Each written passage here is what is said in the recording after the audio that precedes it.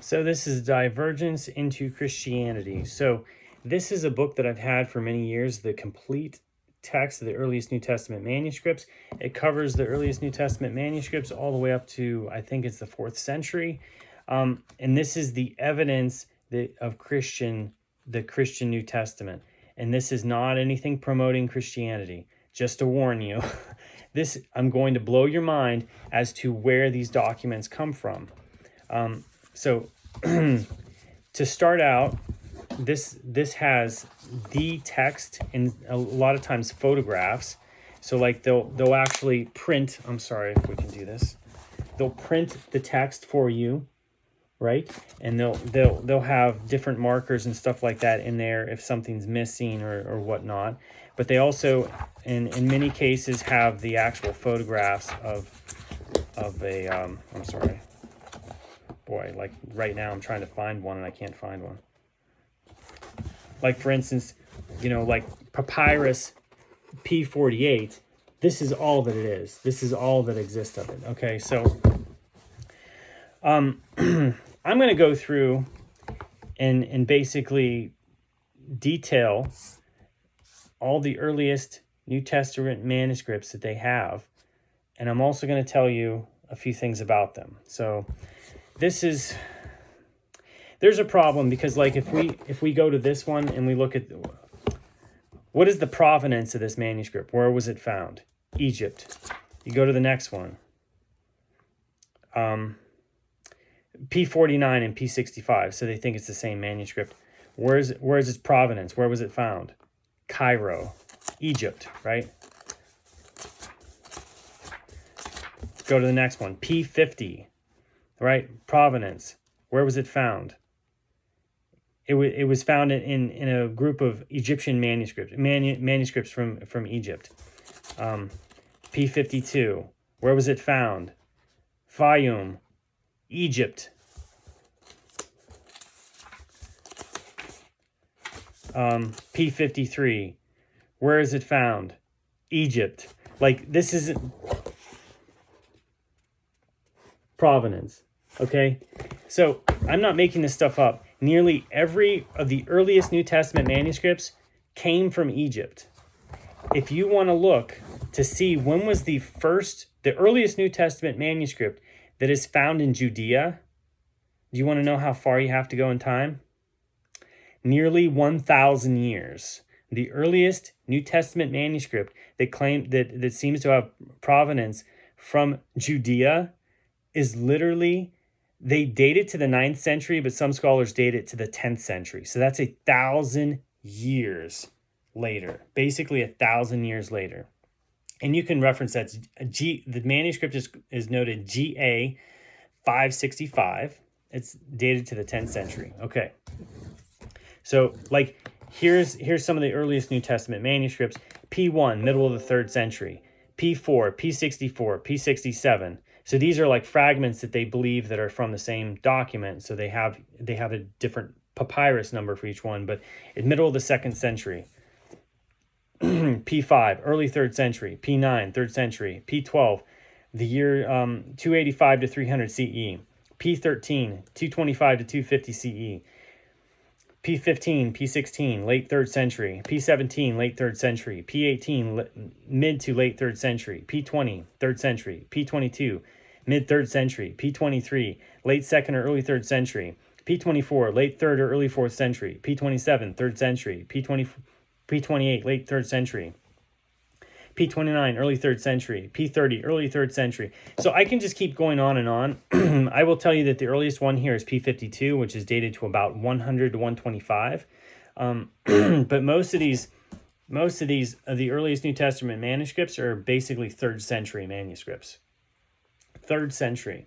So a lot of time that transpired between when they said Christianity started and when they first found documents.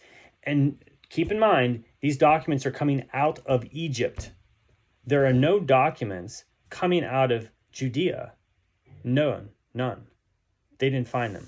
There's one document that somebody is claiming that came out of Judea, out of a Qumran cave. So 7Q5 is the document. They claim that it's Mark 6:52 to 53. It's not even the complete thing. It's just like a little tiny fragment. And the person who makes that argument has to substitute letters. He has to misinterpret what some of the letters are.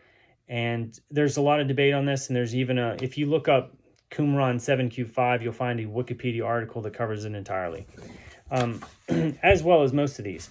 So it seems like the earliest New Testament manuscript that you're going to find closest to the land of Judea is the Dura Parchment 24, which is the Diatessaron. It's a harmony of the Gospels, and it's only a fragment. Again, it's only a fragment, and that was found in Syria in the 3rd century. It's dated to the 3rd century. It wasn't found in the 3rd century. I'm sorry about that. I think it was found in like the 1930s, but it's dated to the 3rd century. So you really don't have any textual evidence that's really close to when Christianity started. You have a lot of stuff that's outside of the land of Israel and, well after the time. So the other thing I wanted to point out, and most people don't understand this, like Christians have no idea. And this is for the people that are on the fence out there, because there's a lot of Messianics in this area and all kinds of people that still hold on to Christianity and stuff like that. So most people don't realize that the New Testament manuscripts, they utilize gematria. So Jesus' name is not found in any of the New Testament manuscripts. His name is not even found until pretty much, I talked to a guy who was an author, a professor and author on the earliest New Testament artifacts. And we had discussed, and I asked him when the first time that Jesus' name appears, and he says it isn't really until the printing press. And this is in the New Testament documents. It's because they utilize a gematria, or a numeric value, for holy names, what they would consider holy names inside the text. So there's a name for this, and that's like nomina sacra. But these are also used in Gnostic writings as well. And basically what they do is they have Greek letters with a line above it, which indicates that it's supposed to be read as a number. Okay, and this is for a lot of stuff. But there are some startling things. So one is that there are obsolete letters used in the New Testament Greek manuscripts, obsolete Greek letters that are used. And these obsolete letters were used in the gematria methods of the Pythagorean cult. Okay, and they are stigma, copa, and samphi. Okay, now the other thing that most people don't realize is there's a verse that says, Jesus says, "Take up your cross and follow me." So why would Jesus at that time, before he went on the cross, say, "Take up your cross and follow me"? Okay, what is in the first instance in the Christian manuscripts here is not a cross. It doesn't say cross. It actually has a symbol, which is an ankh. An ankh. Just remember, these documents came out of Egypt. If you're a Christian and you're watching this, just remember, these New Testament manuscripts, they all came out of Egypt. The earliest New Testament manuscripts are basically all out of Egypt. The verse that says, "Take up your cross and follow me," it doesn't say that. It has an ankh there. It says, "Take up your ankh and follow me." Now, if you believe in the Egyptian symbolism of the ankh, and you really, that's the like, it looks like a cross, but it has like the head, almost like a head on it. Let me draw this for you. This is what an ankh is. This is what the New Testament tells you to do.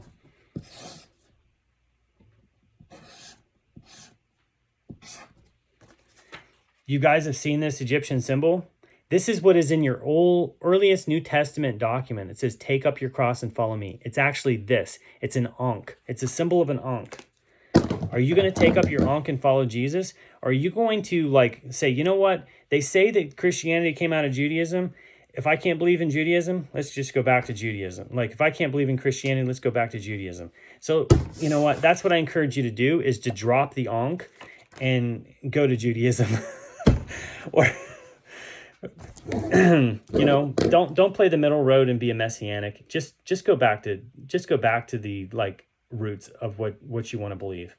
Okay, so that's what if you're local and you want to like challenge me on something like that, this is the material right here. If you want to see this, like, you don't have to buy this book, but this book I think I'll put it in the description as an affiliate link if you want to buy this thing. And I've gone through some various things, and it just blows your mind. This is something I had from a long time ago.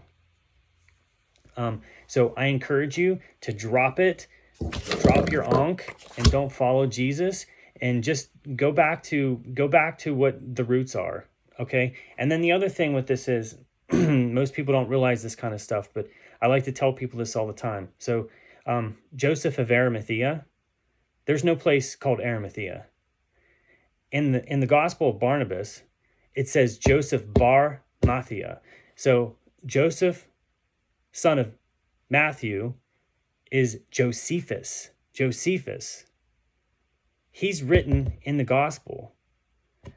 But what's interesting is he comes up in the crucifix story. So this is what you guys need to like really understand. This stuff is manufactured because Joseph Barmathia is actually, he has a biography. His biography, he says that whenever the Romans were conquering Judea, when they sacked Jerusalem, he was on their side. He was a traitor. He was a Jewish traitor to the Romans. So he saw some of his friends being crucified when they captured Jerusalem. He saw 3 of his friends being crucified. He requested that they be taken down. They brought them down off the crosses, the crucifixes.